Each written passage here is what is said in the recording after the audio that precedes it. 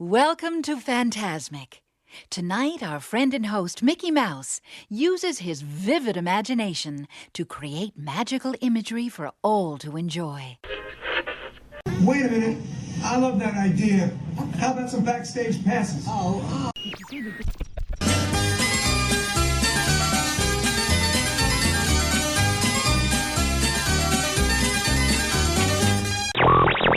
As it turned out, folks, he was safe. When the ball was thrown home, Donald ducked.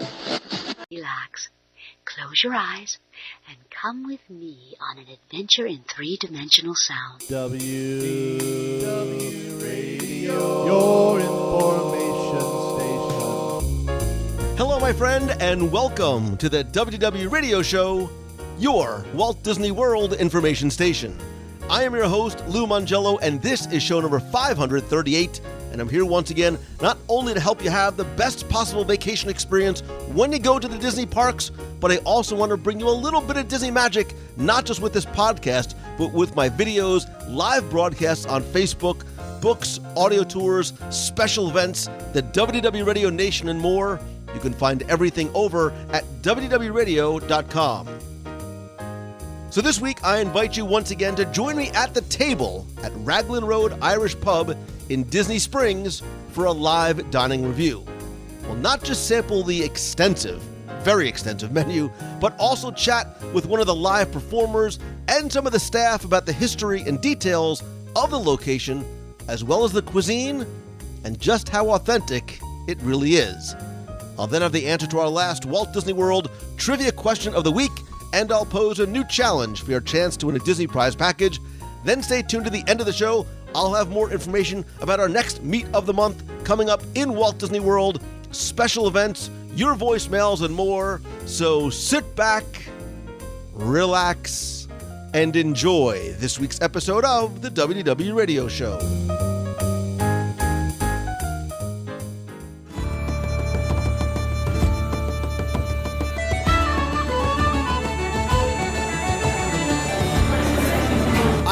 Talk about dining experiences in Walt Disney World, and for me, when I look for that and when I define that, it's something that combines as much of an entertainment destination as it is a wonderful atmosphere and place that serves excellent food. And I think here, and I can't believe it's the first time I'm doing this, at Raglan Road in Disney Springs, a place that I have come to for many, many years, I think this was one of the first restaurants to help usher in what Disney Springs has now become, especially in terms of creating that dining and entertainment experience beyond the menu itself. This was actually the former location of the Pleasure Island Jazz Company, and what I love about this restaurant is not just its Disney World history, but its real world history. Raglan Road, if you may know, is one of the best known streets in Dublin, in Ireland. It's lined with these beautiful, magnificent Georgian homes, and what the owners of Raglan Road wanted to do was bring a little bit of Ireland to that, not just in terms of the Irish cuisine from classics like shepherd's pie and fish and chips, but in terms of the authenticity of the location itself. The bars themselves were imported, some of them from Ireland, some of them are as old as 130 years old. So finally, after so many years and many shepherd's pie and wonderful nights enjoying the atmosphere and the entertainment, we are going to do our very first live dining review. And when you hear live dining review, you know I'm going to be surrounded by friends and family and extended family. And tonight, I think she would have killed me if I would have done this one without her, because my wife, whose maiden name might be Testi, is half Italian and half Irish. So, of course, this is the one you've been waiting for, Deanna Mongello, so welcome back. I am so excited to be here, and thank you so much for having me. She's literally giddy, as if it's the first time she has ever done it. And of course, I had to bring two of my favorite food reviewers and two of my favorite children, really, Mary and Rose Mongello. Hi. And Nicholas Peter. I'm glad to be back. It is so good to have you guys here. Now, Deanna, obviously I know that you have been here with me many, many times over the years when this was Pleasure Island and downtown Disney. Guys, is this the first time you've ever eaten here? I I think I've eaten here once or twice before, but other than that, this is only our third time. Yeah, I've been here once or twice before again, but I don't remember it very well, so I'm excited to, try it, I guess, for my first time, which is actually... And I love the fact that it's a new experience for you, and to a certain degree, one for us, because it has been a long time since I've been here for a full meal, and as I quickly was looking over the huge, by the way, menu when we sat down, there are a lot of classic items and there's a lot of new items. But I think even before we get to the menu, I think one of the big things that's an attractor for Raglan Road is not just what you can eat or certainly drink. There is a number of bars here, but it's the entertainment as well, and I think that's what makes it a dining experience. We'll talk a little bit and sample a little bit of the entertainment, but I cannot wait to sample a little or a lot of the food, and perfect timing. Nicole, our wonderful server, is here. It's nice to see you. Nice to see you too. And we were talking beforehand. I said, we're going to talk a little bit about the menu. You're like, good, I'm a talker. I'm like, we just bonded instantly over food and talking. This is my kids' first time here. My wife and I have been here a number of times over the years, but for those either who haven't been here before or maybe don't know, can you tell us a little bit about the thought process behind the menu, some of your favorites? Oh, absolutely. So what I love about Raglan Road is that what the inspiration comes from. Everything you find inside of the restaurant has been imported from Ireland, which is really neat. It's been inspired by a poet called Patrick Kavanagh, so you're going to see a lot of pictures of him. A lot of the music that are played within our band is inspired by him, which is really cool. A little bit about the menu. Up on the appetizers, we have our So Soup, which is our soup of the day, and it changes daily. So today it's going to be a butternut squash soup. It's a blended soup with a base of heavy cream, so it's a very thick broth. Two of the most popular items on our menu you're going to find is our shepherd's pie and our fish and chips. Our shepherd's pie's contemporary twist has minced lamb, minced beef with carrots, a red wine jus topped with our mashed potatoes. It's very good. And our fish and chips, which is a classic, is going to come with an 8-ounce cod fillet, beer battered, deep fried with chips, and a side of tartar sauce. You can't go wrong with that one. My personal favorite is actually our braised beef. It's going to be a short rib beef marinated in our short rib sauce with coquin and mashed potatoes, a red wine jus served with our seasoned vegetables on the side. The presentation's phenomenal, and I love it a lot. So I noticed that there are a few that are called out as chef's favorites. The Heavenly Ham, and talk to me a little bit about the Rack of Heaven. I just like the name, the Rack of Heaven appetizer. Oh yeah, the Rack of Heaven is going to be a full rack of ribs glazed with our Guinness glaze sauce on top. It's absolutely delicious. It's an appetizer meant to be shared, but I've seen people have it as an entree. It's awesome. Yeah, one of the things I love is that over the years, sometimes in restaurants, the menus might change, they get a little smaller, they get simpler. This menu has not changed. There's 4, 7, 10, there's 13 different appetizers, and I'm going to quickly, there's about 24, 25 different entrees, not including salads and sides and things like that. So there's a lot to literally and figuratively digest and go over. I think we're going to take a couple of minutes and figure out where we want to go and just how hungry we are and just how much I'm willing to share with the rest of my family before we get into it. There's also, as long as we're talking about the menu, if you flip it over, if you think there's a lot of food to sample, there are, I don't even think I can count this high, the number of drinks, flights, bottled beer, whiskeys, specialty libations, as well as wine. Can you talk a little bit about the drink menu and some of the options here as well? Yeah, so up on top you'll notice we have all of our draft beers. All of our imports are going to come from Ireland. The only two that doesn't is our Guinness Blonde, which is actually brewed in America, and our Heineken is going to be brewed in Holland. Now if you look toward the right, underneath our Raglan Road signature brews come from our local breweries that brew those beers specifically for us. I recommend the Miriam's Coffee Stout, especially if you're a coffee lover like I am. Our craft bottled beers are going to be underneath that. Then over here in our specialty cocktails, our Dublin Donkey is a pretty much favorite. It's going to be just like a Moscow Mule, but instead of using gin or vodka, we use a whiskey. I love our Strawberry Fields Mimosa. I babysit my drinks quite often, so if you like something to sip on, I recommend it. It has champagne and vodka and a strawberry puree. It's awesome. And then down at the bottom, you'll find our wine and bubbly. We don't have an extensive list, but we do have one of everything. Yeah, there's a lot to take in and a lot to go over. So we're going to need just a couple of minutes. First, Deanna has already She's pre-gaming with her what is that? A record lean beer. Which is it's a hard cider. It's a strawberry and lime hard cider. Very good, very sweet and bubbly. Much like Deanna herself. Oh, yeah. See, look at that. You laid me up with a softball, and I took it. Awesome. Yeah, if we could have a couple minutes, we're going to go over and figure out where we want to go. How hungry are you? Insanely. Good, because I think you've come to the right place.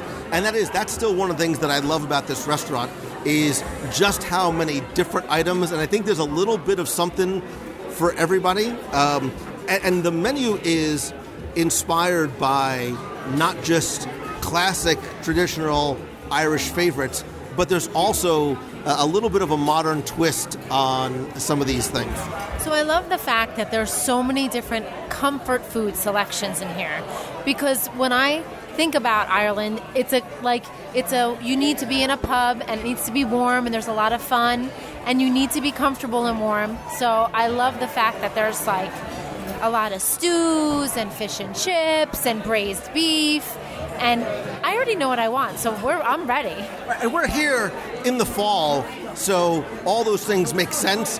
I mean, fall in Florida means it's only 85 degrees outside, but it's that time of year when you want, right. And I've had the shepherd's pie here before, and my mind, even before I got here, was going right there. But I'm going to go in with an open mind. So one other thing I have to mention is that they really put their heart and soul to making this feel like you're like in Ireland. Like it just feels so nice and warm, and the atmosphere it's so good. The details. Yeah, you definitely forget that you are in Walt Disney World and Central Florida, and it doesn't feel like. Remember, this is not a Disney-owned restaurant. It's a third-party operating partner, which, by the way, and this is the only one. This is the only Raglan Road. This is not a chain, and I love the fact that it's a unique experience, something that you can only find here. And I agree with you, Nicholas. I think the dark woods, the dim lighting, the fact that these bars were handmade, assembled, built in Ireland, and then brought over here lends to that sense of authenticity. Even the background music, and then when the live entertainment starts, and that's one of the reasons why I think you come for the food, you stay for the live entertainment, or in some cases, vice versa, because they have singers and dancers on the main stage. They've got Irish vocalists. There's an outside area, and what I like about it too, and part of the reason why I wanted you guys to come is I want people to understand this is very much a family-friendly environment. So, for example, when one of the bands, the Rhythms of Raglan, it's an hour and a half show that has house bands with dancers that hail from, remember, Riverdance? So, and what they do too, they invite kids to come up on stage and join the dancers. Deanna, I said kids. Just sit back down. They get a little certificate of achievement just by participating. So there's the main stage, there's a patio stage, like from 8 o'clock until about 12:30, 1 o'clock in the morning. There's a big late night environment and atmosphere here in Disney Springs. I think live music begins about 4:30, and then there's live bands. The dance shows begin at 4:30, and the live bands start at 10:30. There's also a brunch here on the weekends we're going to have to come to. But I think that's one of the things I like is that this is a place where you can make it an evening of entertainment. So the other thing, too, is that these bands that they have and the entertainment that they have, a lot of them are families with their children that are the entertainers also. So you'll be outside passing, and there'll be a mother and a father playing a banjo, and the kid will be doing Irish step dancing or playing a drum. So I love the fact that they incorporate family in this, because they do make an extremely... And the entertainment varies. Most of them are from Ireland. I think maybe we're going to get a chance to chat with somebody, one of the entertainers later on. Again, no dancing. But this is why I knew that was going to come out. You know, that was like 45 years ago, right? No, it wasn't 45 years ago, but thank you. All right, so let's go through the menu just so we get an idea. Now, this is the dinner menu. There's a different menu for lunch. Dinner begins at 3 o'clock, which is usually when Deanna likes to have dinner. Anyway, and let's sort of go through some of the appetizers. Like she said, there's a daily soup of the day. There's drunk mussels, which are stewed in a pale ale and white wine and garlic. Irish smoked salmon with creme fraiche, capers, and shallots. An Irish egg, a Guinness and onion sausage crusted egg with pickled cabbage and saffron aioli, which I'm sure is a lot like a Scotch egg, but now I'm going to have to get one just to compare and contrast. I'm not even going to bother mentioning the heritage tomato salad.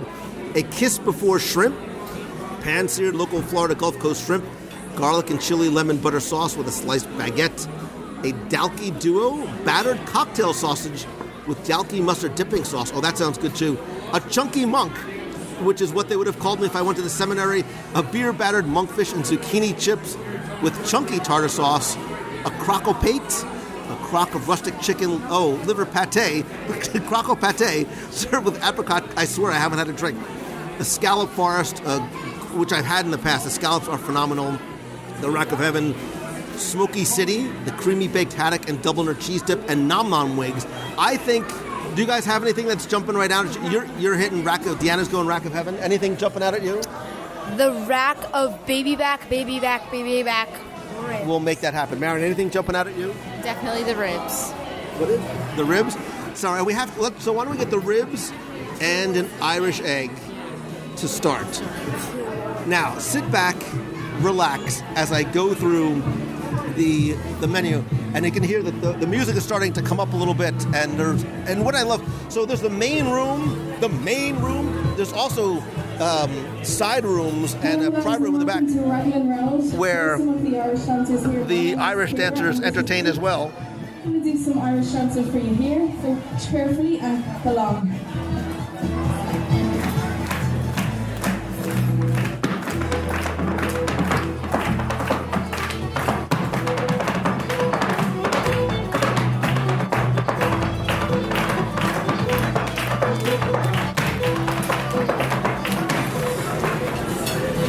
So, as if on cue, we were just treated by a wonderful short performance by two Irish step dancers who brought out a small square wood board and did a little dance, and then invited up probably 8 to 10 kids, gave them all little certificates. It was so great to see, not just a little bit of live entertainment outside the main room, but families, these are, look, as parents, those are the moments that we remember from our trips. As much as their first ride or their first, whatever, it's those things and those photos that we take with us.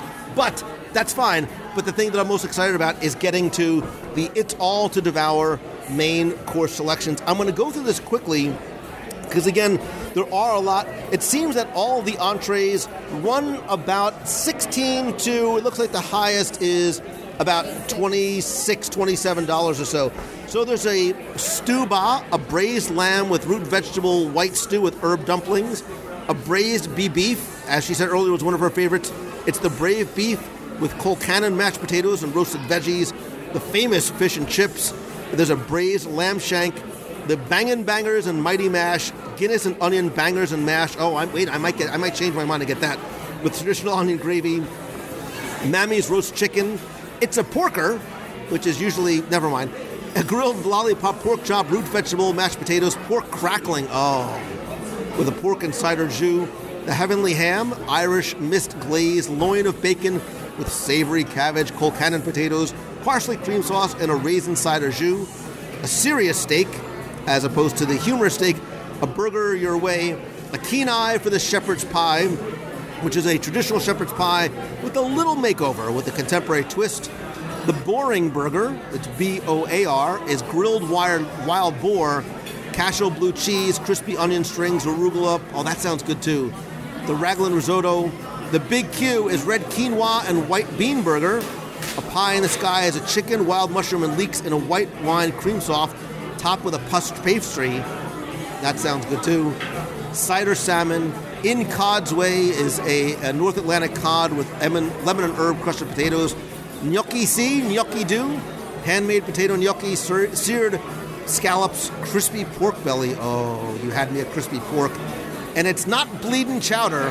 That's what the chef said. It's the freshest cuts of seafood and potatoes in a white wine-infused cream broth. Ladies first, is there anything that's jumping out at you first? Yes, of course, the braised beef. Braised beef? Yeah. So you're going with the braised beef? Yes. All right. Nicholas, what about you? To me, it looks like the heavenly ham is jumping out at me. That looks really good.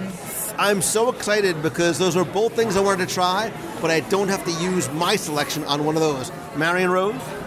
I'm feeling very torn. There are 3 things that I want, but I can't get all 3 of them. I don't know if I want the shepherd's pie or the gnocchi or the not chowder. I don't know yet.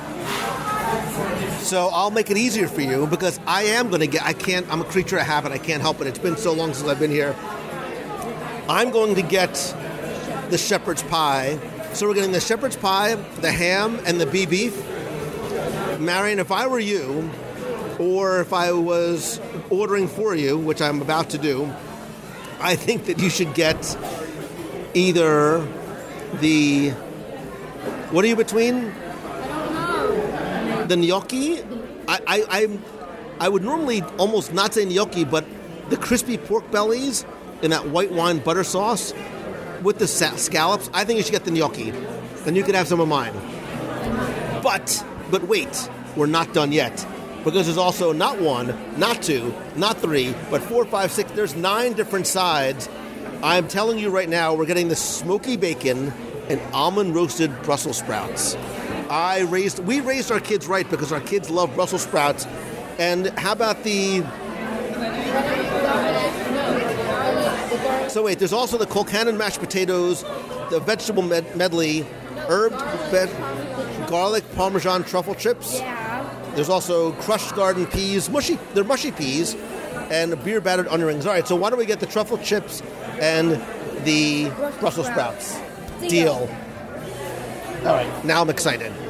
And I'm hungry. Who am I kidding? I'm always hungry. We were confused and excited and hungry all at the same time, but I think we've got it narrowed down. I'm going to read your face for your reactions just to see. Okay. An Irish egg to split. A little rack of heaven. And the young lady across the way would like to have heavenly ham. No, you want heavenly ham. The young gentleman to my right wants heavenly ham. I want the braised beef. Can I have the gnocchi, please? And every time I come in here, I always get the shepherd's pie.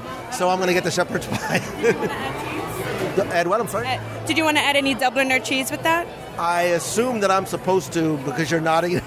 Yeah. Whoever says no to cheese. But wait, there's more. Would it be completely insane if we ordered 2 sides? So if I said smoky bacon and almond roasted Brussels sprouts? I would say you would be making the right choice. Oh, that a girl.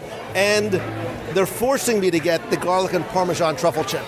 Yes, you have to have those as well. Those are delicious. Perfect. Excellent. We are super excited. Thank you so much. Thank you. Now, are there any... And one of the things I've always loved about Raglan Road is when you come in here, we were talking about the atmosphere and feeling very warm and comfortable and inviting. And as many times as I've come here, it's always nice and comforting to see not just your favorite items on the menu, but familiar faces. And in the past 15 years that Raglan Road has been here, one of the faces that's been here since day one is Sean. You are the Director of Operations. That's correct. And it is good to see you again. Thank you so much for having us tonight. I appreciate you coming over because I want to make sure that I really appropriately convey. We were talking about the warmth and the comfort, and more importantly, the authenticity of this restaurant. You don't sound like you're from Brooklyn. You sound like you might actually be from Ireland. So maybe can you talk to us a little bit about the history and some of the detail here? Yeah, absolutely. Obviously I come from Ireland, and one of the things we pride ourselves on in Ireland is Irish hospitality. And that's something we really try to get across at Raglan Road. It's not just about giving people a good experience, good food and good drink, which we have in abundance, but it's about genuine hospitality. And as you pointed out, we have a lot of locals, a lot of regulars who come back and see us all the time, which for where we're located is quite rare, I think. And we do genuinely try to offer people that genuine hospitality they would find if they walked into a bar in Ireland. So I think you'll find that here at Raglan Road. So we talk about as locals how Disney Springs for us is our fifth park. It is where we spend more time at Disney Springs than we do in the theme parks, and I think that's what happens. I think, especially as locals, you find places where it's like Cheers. You feel at home, you feel comfortable, and the fact that you can just sort of come in and walk up to the bar or sit outside, not even having to worry about having reservations, gives it that kind of sense. And I was saying earlier too, it's not. Sometimes people hear a pub or bar, they think it's more for adults. It's late, but I mean, almost every table in here is comprised of families. It is, and maybe some people might think it's strange for an Irish pub to be voted in the top 50 child-friendly restaurants in the US, which we were several years ago. But I know very, very much a family atmosphere, and the Irish pub in Ireland is the family community centre. It's where you know, as you're growing up, all major events are held in the local pub, and it's not always about drinking. It's about conversation. It's about meeting people. It's about music and dance, which we have also here every night.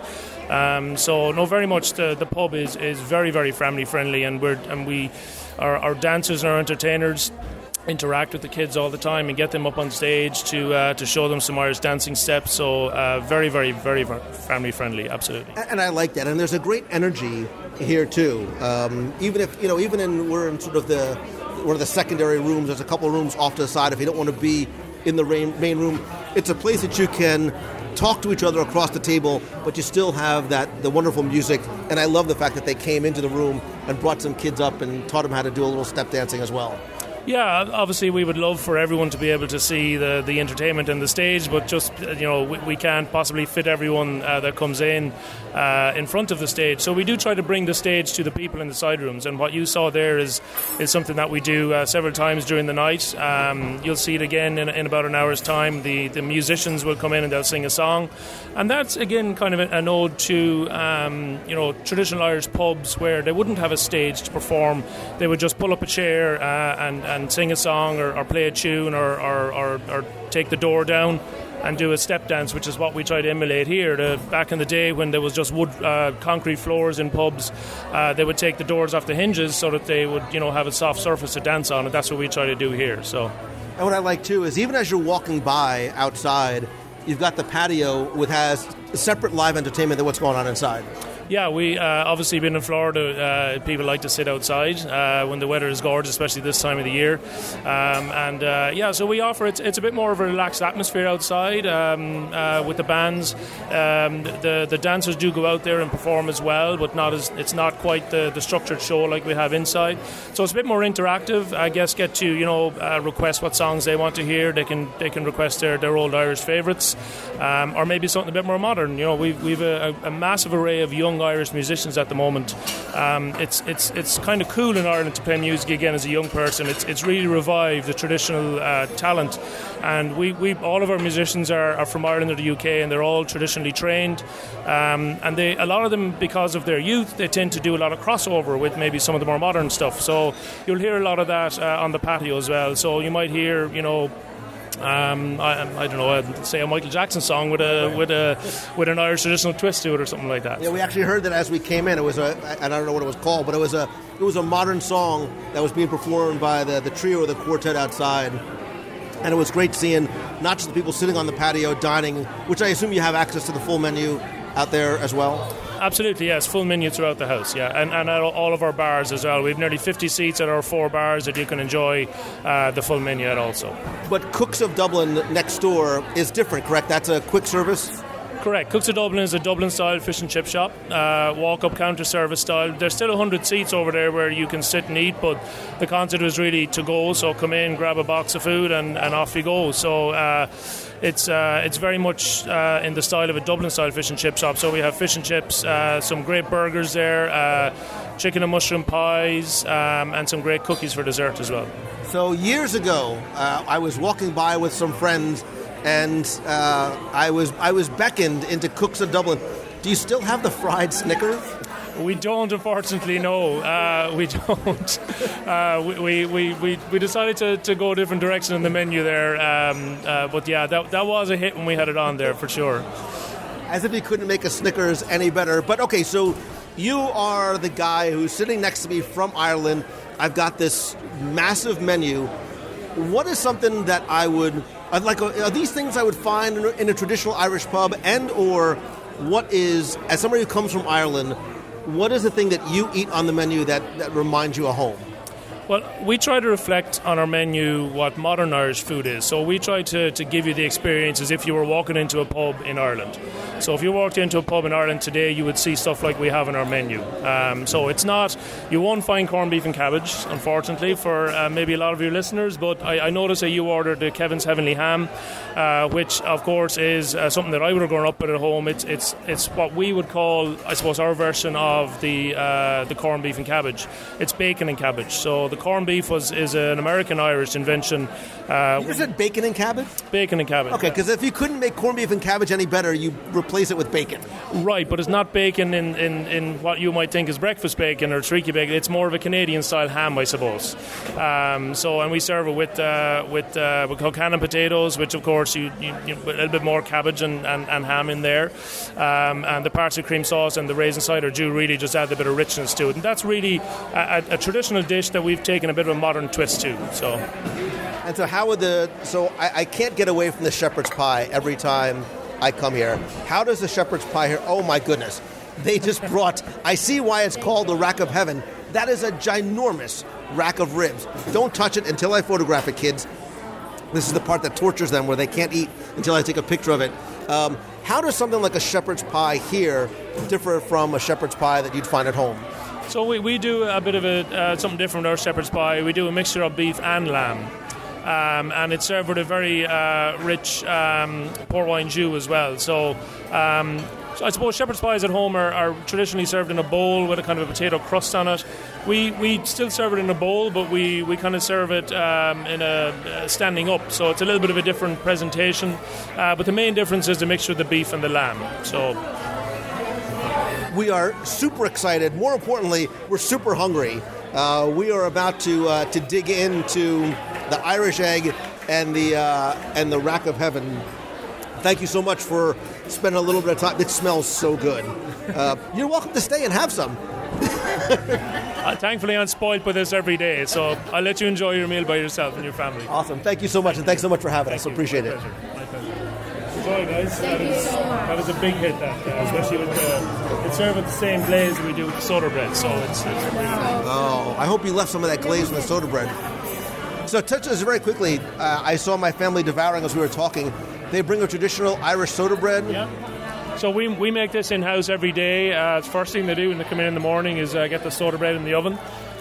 So it's all handmade. If you make soda bread in a mixer, it tends to turn out very dense. It's quite a dense bread as it is.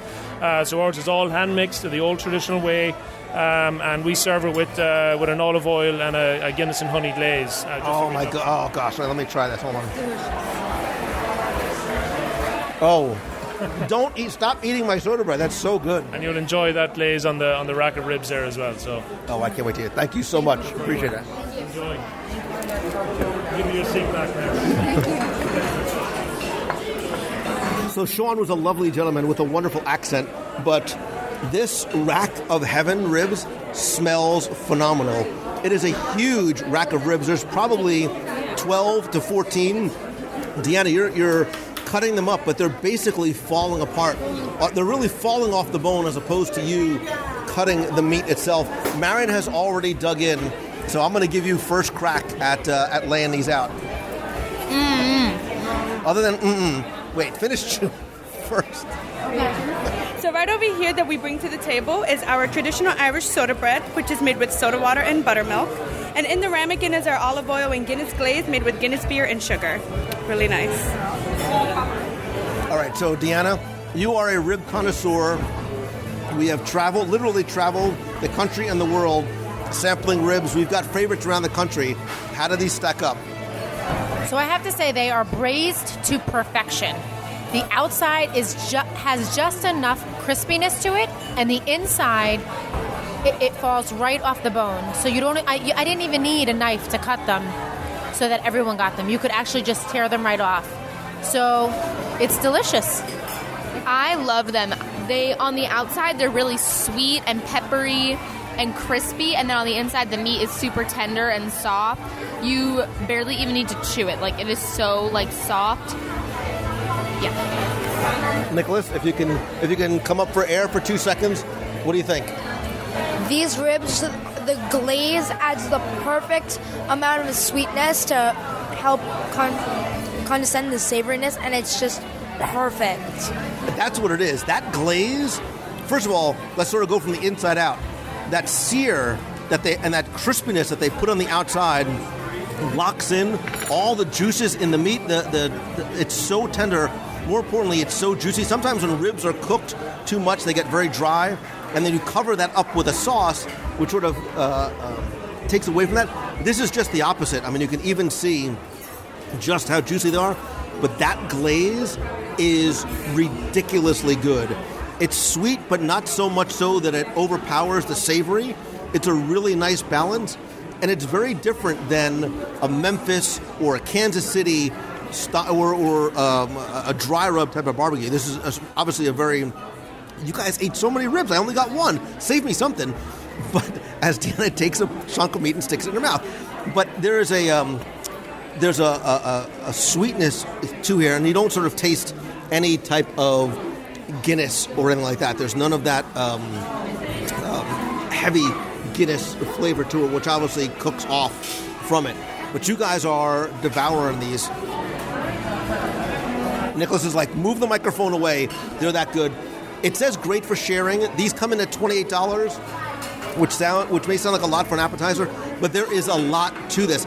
Like, I can come here and just get appetizers, sit here, listen to the music, you get a drink or whatever. Like, that's a nice night. I would be happy not having entrees and just doing appetizers all night. I agree. There's so many ribs here. Between this, you can get this. And then we've got the egg. The egg and another appetizer and be done. Have a drink and enjoy the entertainment. Yeah, I can see why this is clearly a chef favorite. We also got the Irish egg, which is a Guinness and onion sausage crusted egg, pickled cabbage on with a saffron aioli. Now, when you think of a sausage crusted egg, it's a larger size egg. It's almost, I want to say almost it's pretty much a baseball size, and there's a thick layer of crust of the onion sausage and Guinness. We cut it into fours. That egg is sort of, it's like a medium poach style egg. And it's served warm, yeah? All right, dig in.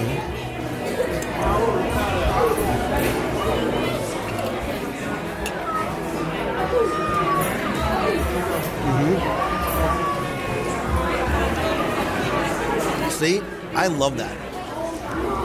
I've had the Scotch egg at the UK Pavilion, at Rose and Crown. I think this is so delicious. It's almost like getting all your favorite parts of breakfast into like one little egg. Nicholas, what do you think? I think the egg has a really good the egg represents breakfast, and that complements like the fried around it that represents the dinner, and it's just a good combination. I like the textural contrast and complements to each other. The soft, warm egg and that crunchiness of the outside. There's almost a little hint of a spiciness to the sausage. Though I could order those two back to back, no sweat. So I think I love the appearance of it too, because you think of an egg with the shell outside. So they do give you the shell, which is the sausage, and it actually has this wonderful layer of crispy panko that they deep fry over this delicious, warm, soft, boiled egg inside. So when you crack it open, you have that yummy yolk that you feel like you need a piece of toast to dip in, and we're lucky. You just looked over to the bread. I just looked over to make sure that we do have some bread left, because there is some yolk that I would like to dip into. Thank you. I'm gonna take my bread while we're waiting for our entrees. And this bread could be dangerous because it's very easy just to keep taking this and dipping it into that glaze because it's that good. I could make this glaze at home so we could just dip bread in it. Or we could just come here instead. So our entrees just came out as well as our sides. First things first, presentation and portion size. The presentation on I love these decorative plates. It's beautiful. The portion sizes are massive. Like, my shepherd's pie is probably the diameter of a softball. Nicholas has ham, like 3 large pieces of ham with bacon on top of potatoes. Deanna's plate, again, big portion. And Marion, we're going to start with yours because you got the gnocchi si, gnocchi do, which is handmade potato gnocchi, seared George's Bank scallops, crispy pork belly, tomatoes and kale in a white wine butter sauce. This entree was $27, and I expected a giant plate of gnocchi and vegetables and 1 scallop. There were 3 massive yet incredibly tender, spoiler alert, scallops and lots of gnocchi. I'm going to go first because I even hesitated when we were ordering it. I cannot believe how tender and flavorful the scallops are, but more importantly, gnocchi can often be, it's a potato pasta, so it can be very, very dense, very heavy. I'm remarkably surprised at how light that is, especially here, it's a white wine butter sauce. You think it's going to be a very heavy dish, and it's not at all. I really, really enjoyed it. I was really hesitant to order it because I'm like, how is that Irish? This is not correct. But it's so good. The gnocchi itself is like, it's green in color, which kind of was like, But it ended up turning out so good. The scallops are really, really big and tender, and I don't even like scallops, but they were like perfect on this, and the sauce is really salty and buttery, and the kale has really good flavor. 10 out of 10. So what I was very impressed with is the gnocchi. It's almost very like airy. Usually the gnocchi can be very dense, but when you bite into it, it's almost like a very airy, refreshing, flavorful piece of potato. The sauce is extremely light. It's not heavy at all. And with the pork belly, the accent of the saltiness is actually just enough with the crispiness from the pork belly. So I have to give that a 10 also. Yeah, when I first heard about crispy pork belly, I'm like, that's a bonus, but I almost didn't think it would be a good compliment. I thought it would be almost a contrast to the gnocchi and the scallops, but not at all. I think that is phenomenal. And again, it's a huge portion. That comes in at $27 and much lighter than it appeared when I first read it. Nicholas, did you try it? Yes, I did try the gnocchi, and I gotta say, I expected it to be very, very heavy, and I know you've probably heard this a lot during this review, but it was a lot lighter than I expected, and it was delicious. And the scallops were so tender and flavorful. It was just such a good dish. Excellent.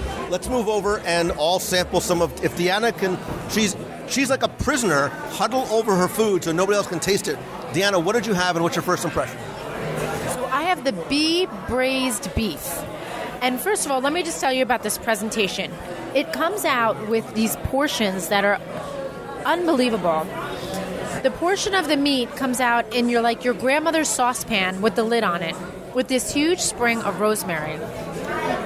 With a nice... Yeah, keep talking. This is really good. With a nice bowl next to it of your grandmother's homemade steamed vegetables with salt and pepper and butter and garlic on them.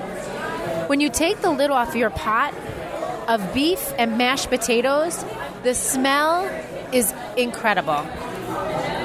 You feel like you're actually home in your grandma's kitchen. The beef is so tender and soft, you don't even need a knife or anything to eat it with. That's crazy good. Marion's scallops were so 30 seconds ago. Did you try that? I thought it was really good. It was not what I was expecting at all. I was expecting more of like a corned beefy, not really seasoned piece of meat, but it was actually like very seasoned, very sweet, and the mashed potatoes were so good, and with the vegetables, it's super fresh, but like, this is, I feel like, the total opposite of mine. It's kind of more like a hearty, like literally meat and potatoes meal, while mine was like a really light, airy, springy, I guess, Which is meal. interesting that you say that about gnocchi, because gnocchi can be so dense and heavy. That right there, that is exactly as we said before we got here about it being comfort food. Like, it's sort of that, it warms you from the inside out. Nicholas, did you try that? I did try the bee grease beef or whatever it's called. And it is super duper comforting, and you feel like you're at home and someone just gave you this amazing beef and mashed potatoes. And it falls apart. I mean, we're talking about it being so tender but not overcooked. Again, it's a huge portion of meat, so you have sort of almost a small pan with the meat and the potatoes, and then a separate dish bowl with all of the roasted vegetables, which I didn't even bother going for because I was just so I'm skipping the vegetables and I'm going to keep eating the meat. From here, we're going to sort of keep going around the circle. Nicholas got the chef favorite Heavenly Ham, which is Irish misglazed loin of bacon with savory cabbage, Colcannon potatoes, parsley cream sauce, and a raisin cider jus. This comes in at $26. Have you tasted it yet? I'm cutting up right now. Good. Make sure you cut enough for everybody. Again, it's a huge portion of ham. They are thick. There's 3 thick slices over the potatoes. Go ahead, everybody, take a taste, and then we'll... So we were incredibly pleasantly surprised at just how light the gnocchi is. Normally, gnocchi is a very heavy meal. It's phenomenal. The scallops are cooked perfectly, which is an art because if it's a minute too much or a minute too little, they can be very chewy, they can be very rubbery. That was great until I tried the braised beef. That is phenomenal. I wanted her to keep on talking and tasting her vegetables because I was amazed. We were talking about how this is sort of Irish comfort food. That's exactly how I felt when I tasted it. Oh, yeah. I mean, it's so great. So the vegetables that are served with it is going to be Brussels sprouts, squash, snow peas, and carrots, which are going to be tossed in oil and roasted in the oven. So I love that flavor and just that kind of how everything just comes together. I love the rosemary. You can really taste how earthy the meal is with the red wine jus at the bottom of the pot and our Colcannon mashed potatoes. So, Nicholas, you have the chef-recommended Heavenly Ham, which was 3 large, thick slices of ham with a wonderful sort of sweet glaze on it and bacon in between. Let me know your thoughts. All right, so I have a few things to say about this. Number 1, the portion size is phenomenal. They give you a good amount of ham, a little bit of bacon with that, and they give you a good amount of potatoes. Number 2, at first, the ham may seem a little dry, but there are 2 sauces that are on the bottom of the plate, and when you dip the ham into those sauces, it makes it so good. So one looks like it's a parsley cream sauce, and it's also a raisin cider jus, that darker sauce on the side.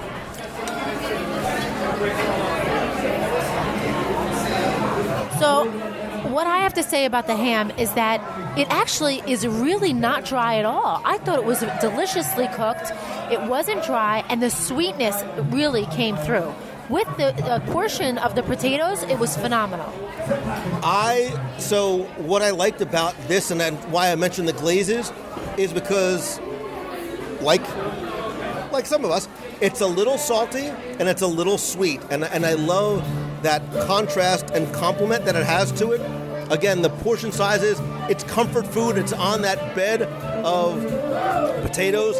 This comes in at $26, and the only thing better than Heavenly Ham is Heavenly Ham with a little background of some live music not far from your table.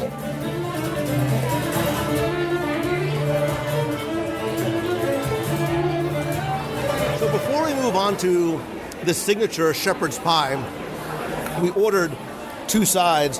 One was the garlic and parmesan truffle chips, which are like truffle fries, but that's smoky bacon and almond roasted Brussels sprouts. We raised our kids. My kids, you guys love Brussels sprouts, which is amazing to a lot of parents I know. But it's because when you cook them like this, they're almost like a little bit like burnt on the ends. There's something that brings out the sweetness. It's got to be sort of that bacon fat and the almond brings out some of the sweet. No, it's the balsamic vinegar glaze that they roasted in this delicious little pan, and then they throw the cheese and the almonds on it, and it's just... So it's a large, it's probably a 9-inch in diameter skillet. My daughter loves it so much you're literally eating them with your fingers. Your manners aren't the best, but the fact that you're eating Brussels sprouts, it doesn't matter.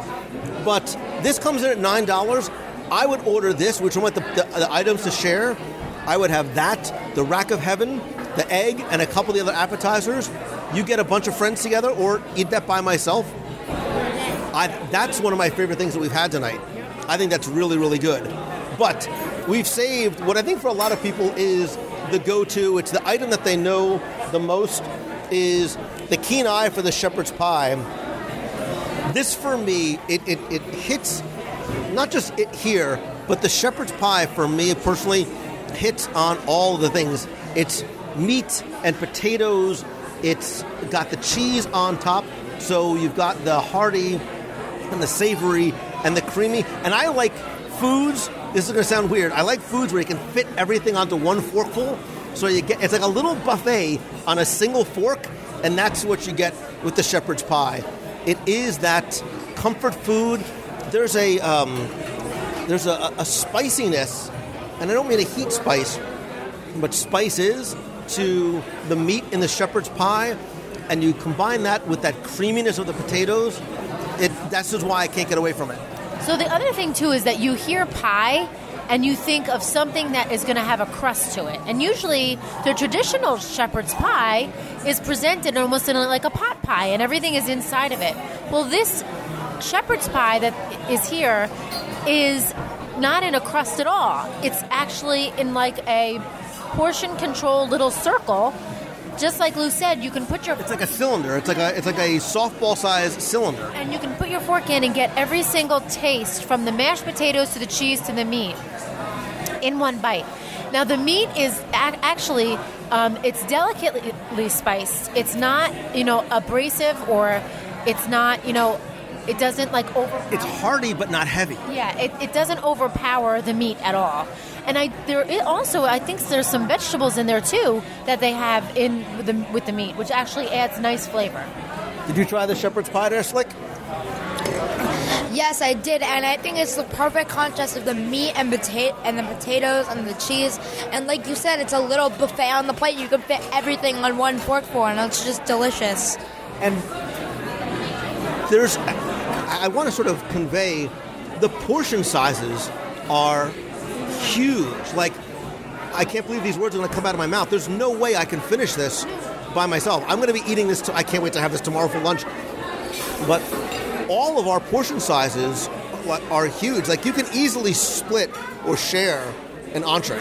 We're going to be taking all this home tomorrow because I am so full. But yes. And by eating it tomorrow, I mean I'm going to sit down tonight in front of Netflix at 12 o'clock at night and finish my shepherd's pie. Now, I want you guys to rate in order. I want you to rank in order the 4 entrees. Nicholas, you already have your order in mind. Rank from 4 to 1. Okay, so I think my least favorite would be the ham. Then I would go to the gnocchi, and then I'll go shepherd's pie, and then the best one would probably be the braised beef. Okay, Marion Rose? I think my favorite has to be the gnocchi. I really, really liked the sauce and how light it was. My second favorite is the beef because I really like the vegetables. My third was probably the ham, just because, I don't know, I'm a ham person. And then my fourth would be the shepherd's pie, but that doesn't necessarily mean that it was bad. It's just that I liked all of the other ones so much. And I think you were full. Like, I think the last thing you had, because we've been taking a long time eating this meal, I think as you started to get more full, I don't think you gave shepherd's pie its fair due. Okay, so I'm going to throw a real wrench in it. My first is the ribs. So you go from 4 to 1. Oh, 4 to 1? Okay, so I'm going to put the ham last, the shepherd's pie, the gnocchi, my beef, and my number one was absolutely the ribs by far. The ribs. So you actually counted the ribs as an entree. That's how good they were. So it's hard because I enjoyed them all for different. Like I would come here and order any one of these as an entree. From 4 to 1, I'm only putting the ham at 4 because it's a traditional ham. I feel like I could have that elsewhere. This is where I'm having trouble because I'm trying not to forget how much I love the gnocchi, but it was 4 entrees ago. So I'm going to go ham, gnocchi and scallops. Oh. It's a tie. It's a tie for first place. So no, I'm going to go ham. I can't put shepherd's pie at 3. I can't do it. So I've got to put gnocchi at 3. I almost want to put braised beef as number 1. It was that good. But I'm going to put braised beef at I'm sticking with the winner.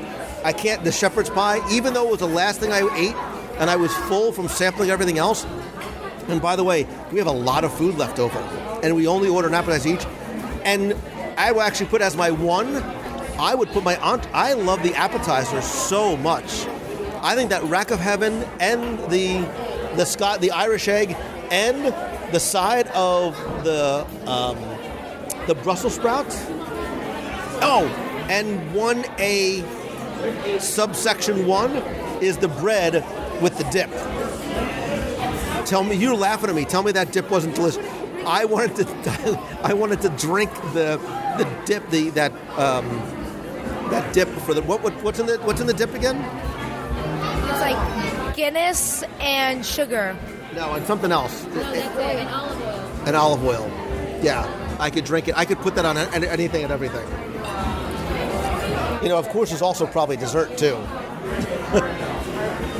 Marion's ready for a nap. So, I'm going to tell you, 2 words that rarely come out of my mouth when I'm eating is, I'm full. We're full. Like, we mentioned and remarked at how large the portion sizes are, but usually when we do this and all of us sharing, but every one of us has food left over to take home, which is Yahtzee. That's a win for me late night tonight. But yeah, the portion sizes are phenomenal, and those Brussels sprouts are like candy. They're amazing. I mean, the Parmesan cheese, the almonds that are tossed in there, and the bacon bits. Oh my God. How can you not order them when you see it? It is. And cheese. Yeah. Hence the shepherd's pie. Yeah, if you like bacon, this is definitely the place to go. There's a little bit of bacon sprinkled here and there. That being said, I think we would be remiss and almost insulting to the chef if we didn't even at least ask about dessert options. Oh, we have so many good options. Our bread and butter pudding is probably the most popular dessert on the menu. How could it not be? It's made of bread and butter. Butter. Oh, yes. It's soaked in butterscotch, baked in the oven. It's delicious. And served with a creme anglaise sauce and a butterscotch sauce on the side. It's amazing. And then our chocolate heaven is made with almond flour, so it's completely gluten-free and dairy-free. So if you have an allergy, I always like to recommend that one. It's good. What else is on, just to be a completist, what else is on your dessert menu?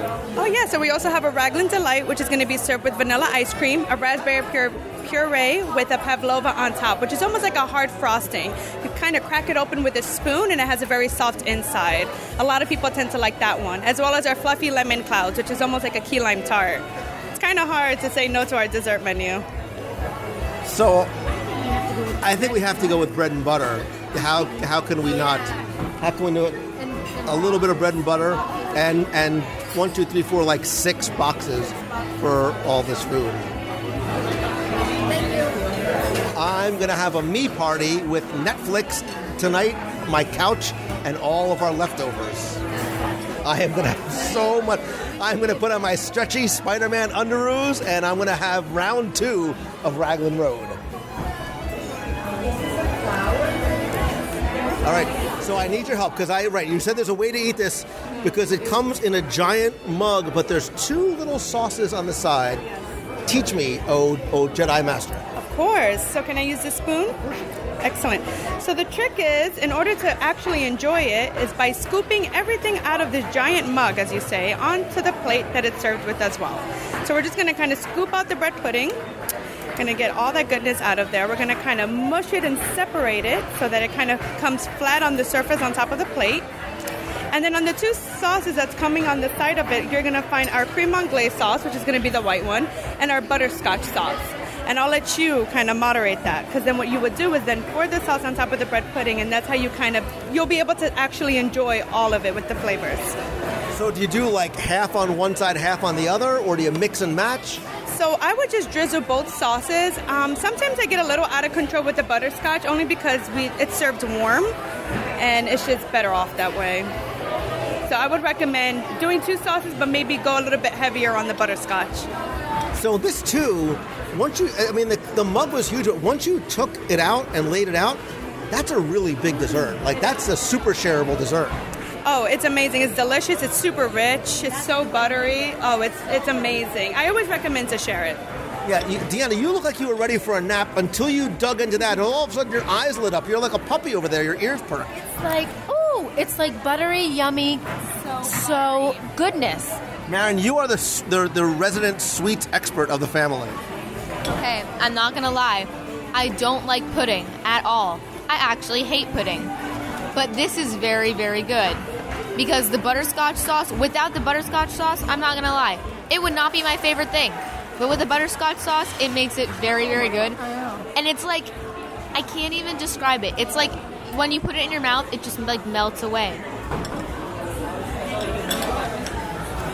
So, the way they cook this pudding, I can't even call it a pudding. It's like a bun. No, it's not. It's like a bread pudding, but then you put these 2 sauces on it, and you would just want to like bathe in them, swim in the cup that it came in. Just the butterscotch one. Nicholas Peter, you're quiet, but you're still chewing. So I say this all the time. I'm normally not. So, as somebody who's not a sweet person, there's so much savory from the bread, and the bread is so soft. It's like it just came out of the oven, and the butter. It's so meltery. You put it in your mouth, and it does. It melts. I mean, when you say it melts in your mouth, that's not sort of a euphemism. It really does. That literally melts in your mouth, and with the butterscotch sauce and the other sauce like combined, it's so good. And I think those are raisins on top, which makes it healthy by definition. Sure, healthy by definition. There's nothing healthy about it, but let me just say again, it almost, when you put it on the plate, it doesn't look appetizing, and then you pour the sauces on, and you're like, okay, let me just taste it, and then you taste it, and it's like a magical. And if he hadn't have shown us how to do it, we would have literally eaten it wrong. We would have tried to eat it out of the, like I would have poured a little bit on top or made a hole in the middle like a souffle. That's what it is. That's the word we were looking for. It's like, yay me. It's like 3 years of law school, I can say the word souffle. It's like it's a buttery souffle, and you put those 2 sauces on. That's real. Mm-hmm. And it's coming full circle. And I have an idea. You come here and you get an Irish coffee and this bread and butter pudding. And here's for me how when I come back, maybe we'll do a nation night at Raglan Road. We'll invite some friends from the WDW Radio Nation. Go to WDWRadioNation.com to find out how you can be part of it. We'll have a nation night. We'll get a big table, a bunch of appetizers, and I think 11 people can share this. Get a few of these, nice little cup of coffee, or you could have a little beer or a cocktail, listen to some live music. That's a nice night right there. Well, then if we're going to do that, we have to get the ribs again. Right, so we get a bunch of appetizers to share amongst the nation people. We get a few of these for dessert. That's a good evening. WDW Radio Nation Night at Raglan Road. We are going to make that happen. So, all right, kids, first things first. Is this, now that you've come here for dinner, got the full experience, is this a place that when on a Friday or Saturday night we're saying, hey, where do you guys want to go for dinner? Or we're thinking about going to Disney Springs, is this a place that would be on your radar? Yes, not only because of the food, but also because of the happy and comforting atmosphere as well. I think those two complement each other perfectly, and it just creates an all-around amazing experience here. I would definitely come back purely for the bread. We'll definitely be back. No doubt about it. Yeah, I knew this would be very high on your list. And again, part of the reason why I wanted you guys, especially you kids, to come is because I want people to understand that it's not just a pub type environment where you come late night for some drinks or beers and things like that. It's a place where you can come as a family and make an evening out of it. A nice way to sort of wind down from a day in the parks. It's a great atmosphere. It's a lot of fun. Definitely a place we will come back again. But I want to know from you, my friend, the listener who's been sitting at this empty chair right next to me, if you have ever been to Raglan Road. If so, what do you think? If not, is Raglan Road now on your must-do, must-eat, must-experience list? I want to thank Raglan Road again for their hospitality in inviting us tonight and for all of the amazing food and entertainment. And now I need to go to the Raglan Road nap room, because if they had a little section in the back and couches and blankies, that's what you need after a night at Raglan Road, is a nice Raglan nap. I think your mother and sister are going to literally fall asleep right here at the table. Yeah, they're having a food coma. So as if our meal and our dessert wasn't enough, we get an extra special treat tonight. We talk about how Raglan Road is a true dining experience, not just because of the food and the atmosphere, but because of the entertainment. And we're joined at the table by one of tonight's entertainers, Cameron Ross. Cameron, it's nice to meet you. Nice to meet you. Thank you for having me. So I'm going to guess by your accent and the kilt that you are not an Orlando native. And would I be incorrect if I said you were from Scotland? That's more than correct, yes, from Scotland. And I think I'm supposed to wear the kilt just to sort of make that clear to everyone at Raglan Road.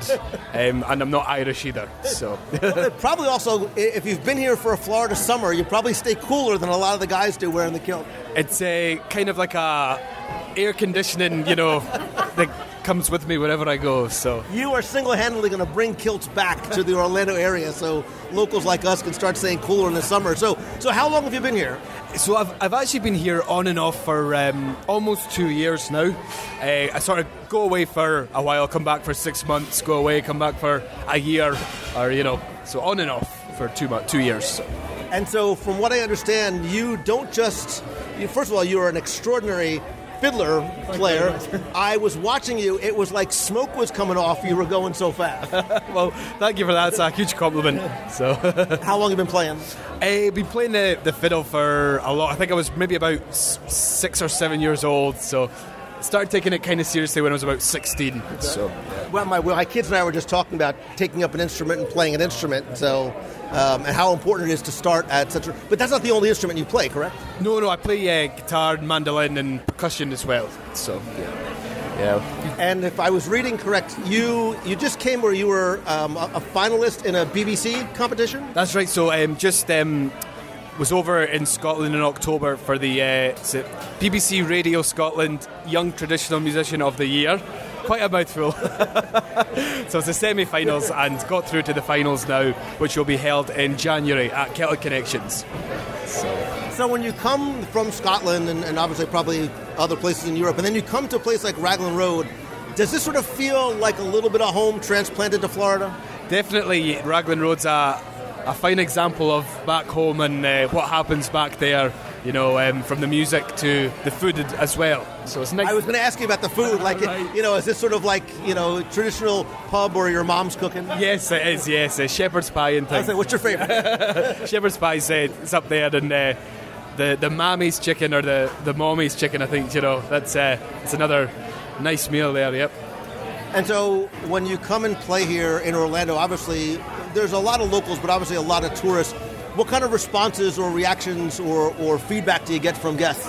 I think they're very curious about the kilt and things, and how the difference between Scotland and Ireland.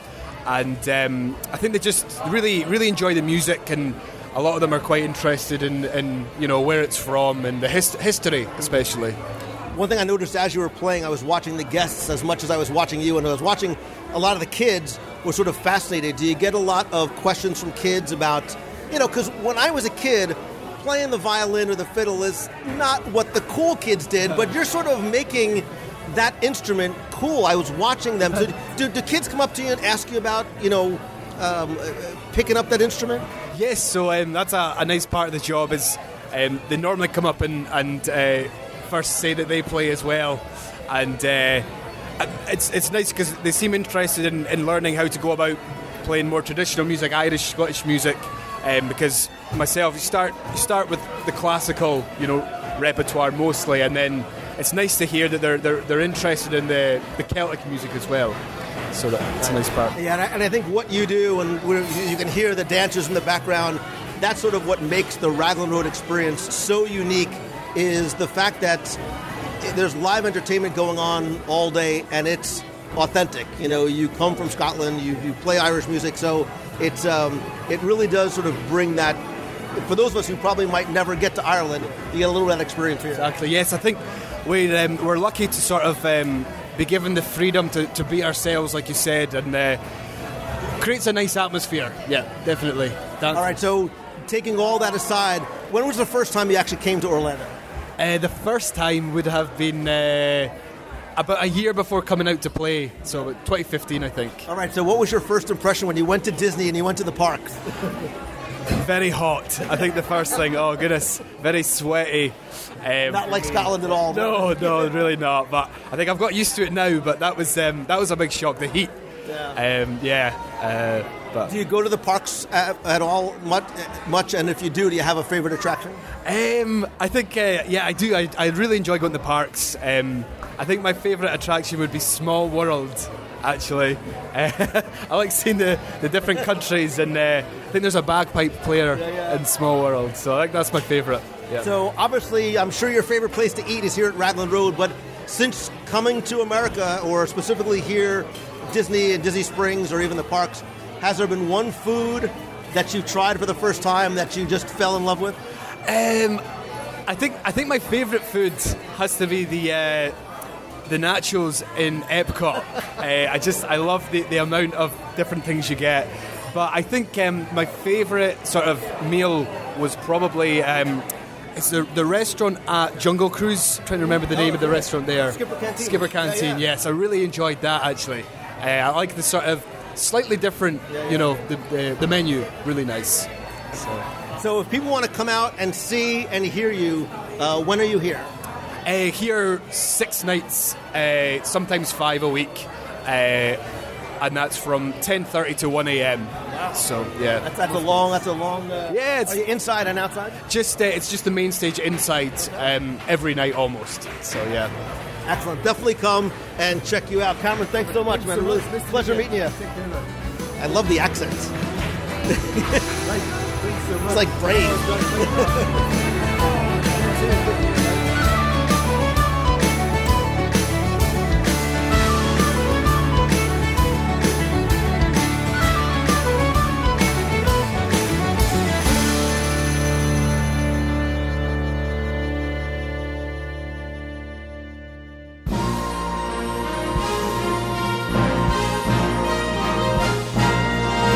It's time for our Walt Disney World Trivia Question of the Week, where I invite you to test your knowledge of Walt Disney World's history or see how well you pay attention to the details. Sometimes what you see or hear, maybe if I'm hungry, what you eat. And if you think you know the answer, you can enter via our online form for a chance to win a Disney prize package. Of course, before we get to this week's question, we're going to go back, review last week's, and select our winner. So on the last show, it was Mickey's 90th birthday, and to celebrate, I wanted to have a question about Mickey, but in Walt Disney World. And I reminded you that, of course, Storybook Circus was at one time Mickey's Toontown Fair. but that area originated as something else and had one other name before it became Mickey's Toontown Fair. I asked, you answered. I want to thank and congratulate the hundreds of you who entered, got this one correct, or at least gave it a pretty creative try, because the original two names for that area were Mickey's Birthday Land and then Mickey's Star Land. So remember, back in 1988, Mickey was celebrating his 60th birthday, and the Magic Kingdom decided to celebrate in a very big, very special way. So they took some of that unused land right to sort of the east of where 20,000 Leagues Under the Sea, may you rest in peace, and cleared way for what was going to be a temporary land to become Mickey's Birthday Land. They themed it around the town of Duckburg and sort of made their way into creating something that was like a smaller, temporary version of what would be Toontown in Disneyland.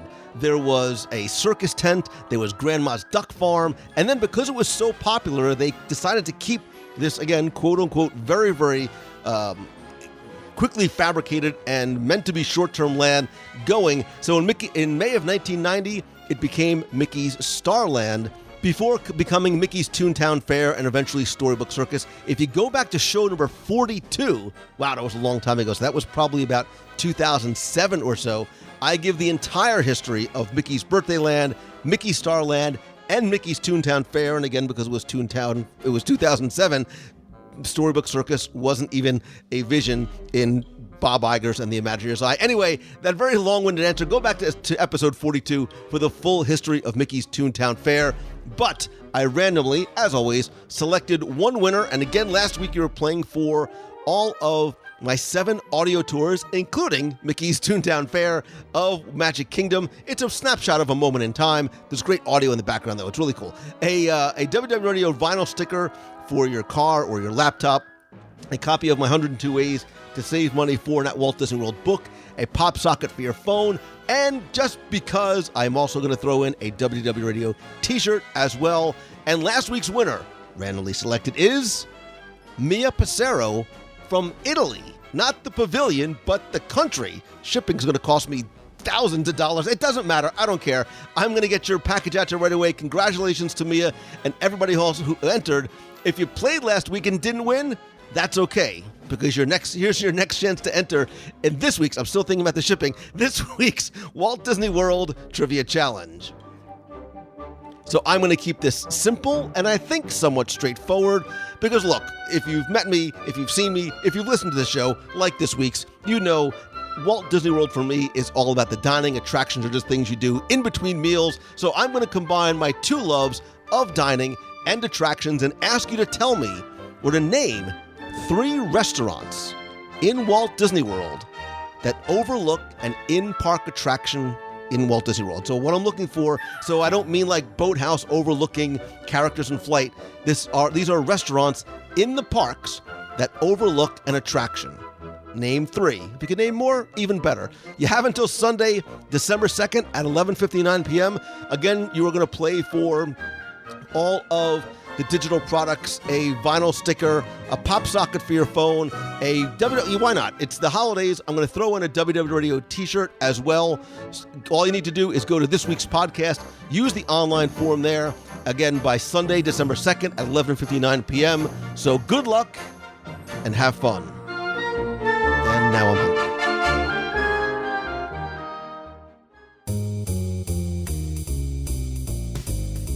That's going to do it for this week's show. Thank you so very much for taking the time to tune in this and every week. I also want to thank and welcome some of the new and longtime members of the WDW Radio Nation family. I cannot tell you how much I appreciate your love and support and friendship and help, and I love, in exchange, being able to thank and give back to you each and every month. I want to thank some of the new members like Katie Zadka. I probably mispronounced that. CZAJA. Wait, Katie Zadka. Yadka? Something like that. I'm sorry. Thank you. Susie Cooper, Kritzy Kelly, Jessica Hagler, Austin Wraith, Shannon Kelly, Darlene Nagy from West Seneca, New York. You know her from the voicemails. Adam Smith and Jason Weipert. I sincerely appreciate all of you individually and collectively. And if you, I'm talking to you, want to find out how you can help the show and also get exclusive rewards every month, including scavenger hunts, we have a private Facebook group, custom Magic Band covers, logo gear, backpacks, t-shirts. I do monthly care packages from Walt Disney World. We also do an exclusive live video group call and lots more, including early access to special events. To find out more and see how you can help support the show, please visit WDWRadio.com/support. And don't forget that a portion of your proceeds do go to help benefit the Dream Team Project and Make-A-Wish Foundation of America. And speaking of community and family, because that's what you are part of just by virtue of you being here, I want to not just have you out there listening, but really be part of the conversation. Please go to WDWRadio.com/community. That is our Facebook group. Come by, introduce yourself, talk about this week or any show or Disney topic that you like. Also, be sure you like our page over at facebook.com/WDW Radio. Also, I need voice lessons, clearly. You can also connect with me on social. I am at Lou Mongello, not just on Facebook, but Twitter, Instagram, and Pinterest as well. Be sure and join me every Wednesday night at 7:30 p.m. Eastern for WDW Radio Live, where I do a live video broadcast. More importantly, it's a way for me to be able to chat with you one-on-one and collectively, not just getting feedback about the show, but talking about this week's Walt Disney World news, anything that you want to cover. Oftentimes I'll be out and about from the parks as well. Again, the best way to make sure you don't just miss any Wednesday night show, but other shows that I do as I am out and about and sometimes traveling to other Disney parks. Again, like our Facebook page and turn on notifications in the group. You can also call the voicemail, be part of the show. I want to hear from you, whether it's about this week's show, anything going on in the Disney World, or an older episode. You can call the voicemail at 407-900-9391. You can also email me if you have a question I'm going to answer on the show, lou@wdwradio.com. Of course, you know that as much as I like hearing from you and talking with you online, nothing, except maybe Boathouse, beats a handshake and a hug. That is why I love the opportunity and appreciate the opportunity to meet you in person. Our next meet of the month in Walt Disney World is going to be this Saturday, December 8th. It's going to be at 4 o'clock at Disney's Hollywood Studios at Min and Bill's Dockside Diner. We can take in some of the holiday decor, some of the holiday music, maybe some of the holiday foods. Also, January's is going to be over Marathon Weekend. That'll be Saturday, January 12th. Same bat time, same bat channel, same bat location over at Magic Kingdom. I'll post details about the January meet. Again, come by the events page at www.radio.com/community to RSVP. Anyone and everyone is welcome. You can come alone, bring the entire family. It is obviously completely kid-friendly and always completely free. We also have other events coming up, including our trip to Japan in October of 2019. We now have 2 spots left for that. Our cruise from New Orleans in February 2019, and I'm going to have some additional announcements about events coming up for the next couple of months and years, coming up very, very soon. I'll also be planning some additional meetups on the road as I travel to speak. And speaking of me speaking, if you go to LouMongello.com, you can find out how I can come to speak at your conference, your event, to your business, or to your kids' school, whether it's about helping you turn your passion into your profession, customer service from a Disney perspective, leadership lessons from Walt Disney World, following your dreams and your passions. If you go to LouMongello.com, click on the speaking tab, you can find an entire list of some of the topics I can come and speak to you or your business about. And if I can help you individually or in a small group setting, turn what you love into what you do, I invite you to come to the 4th, wow, I can't believe it's the 4th, Momentum Weekend Workshop and Optional Mastermind Day in Walt Disney World, Saturday and Sunday, September 28th and 29th, again with that Optional Mastermind Day. It is limited to just 50 people with just 10 for the Mastermind Day. To learn more, go to LouMongello.com, click on the Momentum tab, find out more about the event. Tickets are on sale now. You can take advantage of our super duper early bird price. And I'm also going to be hosting a Momentum weekend retreat. Again, limited to just 10 people. It is a weekend-long small mastermind event where we go and stay at a luxury vacation home in Orlando. It was previously scheduled for the first weekend in February. That is going to be rescheduled. Look for a new date soon. And again, if you stay tuned to LouMongello.com, you can find out more. Thanks as always to my partner, more importantly, my friend Becky Menken and the entire team over at Mouse Fan Travel. Press.com. They're my recommended provider. It's who I suggest to you, my friend, because it's who I use and it's who I trust. So whether you are looking to go to world or land or cruise or Adventures by Disney or anywhere on this beautiful planet, she and her team will give you the best possible prices, all available discounts, more importantly, at no cost to you, but yet with a same level of exceptional personal service. Again, visit them at mousefantravel.com. Go to celebrationspress.com to find out how you can subscribe and order back issues of Celebrations magazine. And as always, my friend, and you, I'm talking just to you. You are my friend, whether we have met yet or not. And all I ask is that if you like the show, and I hope that you do, please help spread the word. Let others know about it. Tweet out that you're listening to this week's show, one of your favorite episodes. Share it over on Facebook or Instagram or Pinterest, Friendster, CompuServe, Prodigy, your favorite bulletin board, wherever it may be. But if you can, take 30 seconds just to rate and review the show over on iTunes. It is incredibly helpful. Thanks to you, we have more than 1,500 five-star reviews. I want to thank some recent reviewers like Mommy Her from the United States, who says, Disney forever, with lots of exclamation points. Wow. WDW Radio is still a gift that keeps on giving. Lou, a.k.a. Pooh, I'm assuming that's because of my similarly roundish and short stature, is a lovable friend that makes you smile every time you hear him. His love and knowledge of Disney, I own it, it's okay, makes me love my love of needing to be in Disney parks at bay while I can't be there. Also, while hearing you walk around on live reviews, I can hear the noises and the music. When I close my eyes, I can smell the smells. It transports me back, even for a few seconds. All the top 10 to Little Timmy Foster make me giggle. The food reviews, where do I start? I have to find a snack every time because it makes me so hungry. It's amazing. I love when you have your family with you on your restaurant reviews, so hopefully you like this week's show. I hope sometime we could meet up to grab one of those awesome Lou hugs and maybe a snack. How's that? We're coming for our 10-year wedding anniversary in February. Can't wait. Hope to meet you then. Disney, here we come. Thank you, Lou. Hugs from Nebraska. Hugs right back to you, Mommy. Thank you for that. And yes, I hope to meet you in February. Fred Abley, I know that guy, says it's an excellent, in all caps, so we must really mean it, an excellent Disney podcast. And Fred Abley, by the way, go to getmecoding.com if you want to teach your kids, or if you are a kid and want to learn how to code. Mr. Fred is an amazing teacher and has a free course for you. Shameless plug. There you go. With so many podcasts out there, you don't have to search anymore. It's the podcast that brings us all back home to Disney, whose passion for Disney is only beaten by his passion for his listeners. Beaten by his passion for his listeners, not beating up the listeners. His upbeat style and ability to connect with us is a gift. Simply put, it's Disney in a podcast, and you can have it with you whether you're walking down Main Street, USA with an audio guide, or hopping on your business flight 3,000 miles away from the parks, or walking to your dinner reservations at the Boathouse in Disney Springs. Thank you, Lou. Thank you, Mr. Fred.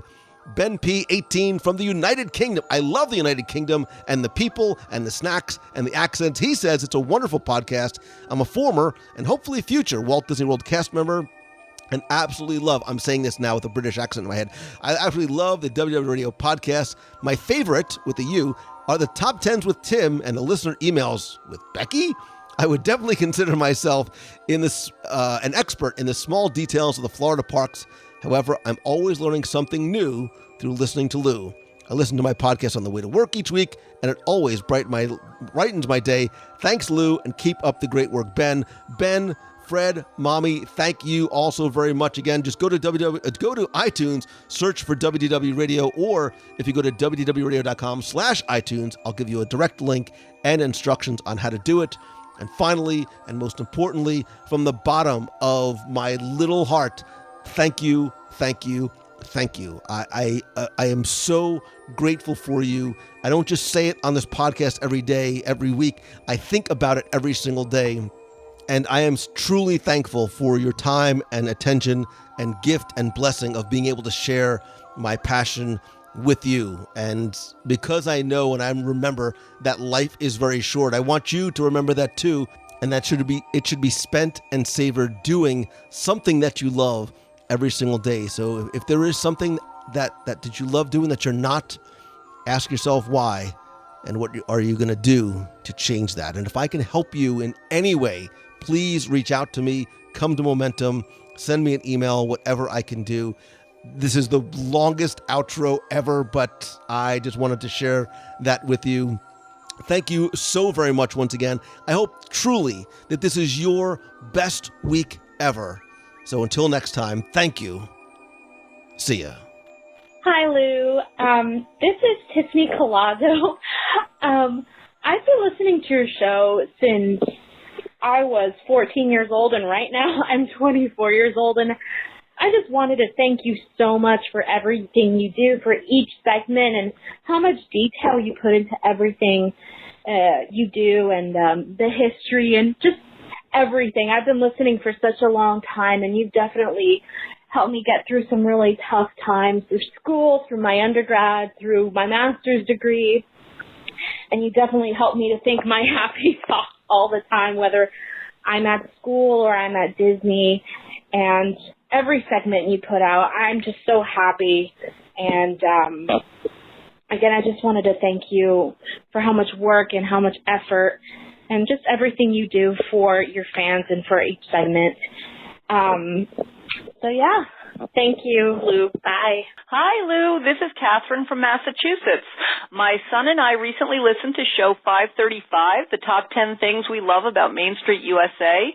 My answer is pretty typical because I just love that feeling of joy I get when I walk under the train bridge and out onto Main Street.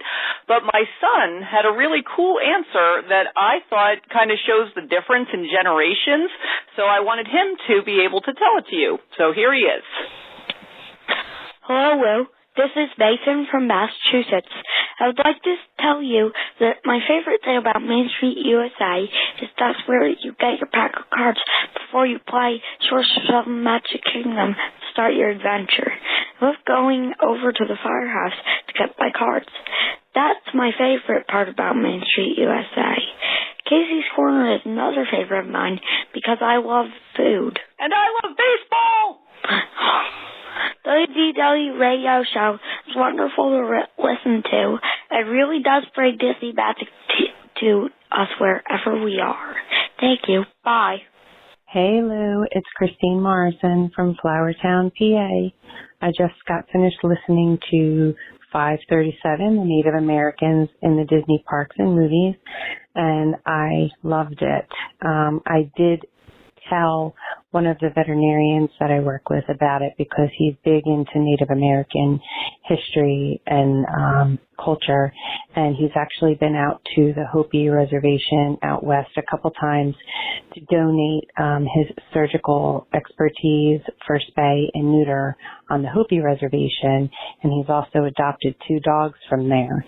So this was one that was a little bit closer to home, even though I'm not Native American.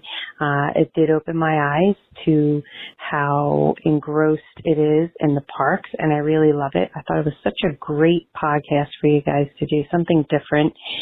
And I am definitely going to go out and look for those details if I ever take that solo trip. So everybody have a wonderful weekend. It's Saturday night. The snow is melting. Yay! I'll see you all in the box next week. Have a wonderful weekend and make somebody smile. Bye. Hello, Lou Mongello. It's Darlene Nagy from West Seneca, New York, and I am calling in to say that the WDW Radio Meet of the Month for December 8th will be at Min and Bill's Dockside Diner in Disney's Hollywood Studios from 4 p.m. to 5:30. So if you can make it on Saturday is that Saturday? Oh my goodness, I think it is. Let me look at the calendar really quick. That's coming up really fast. Oh, wow, it is. It's a Saturday. Woo! Yay! Okay, so next week Saturday, 4 to 5:30 p.m. Then I have 59 days until the Walt Disney World trip with my husband. And got my fast passes all booked up. Woohoo! So excited to be there in 59 days. Then, Lou and Becky, you and the lucky group of travelers that are going on the Japan Adventures by Disney trip have 317 days. I hope you guys all had a wonderful Thanksgiving and happy holidays. Lots of hugs and stay positive.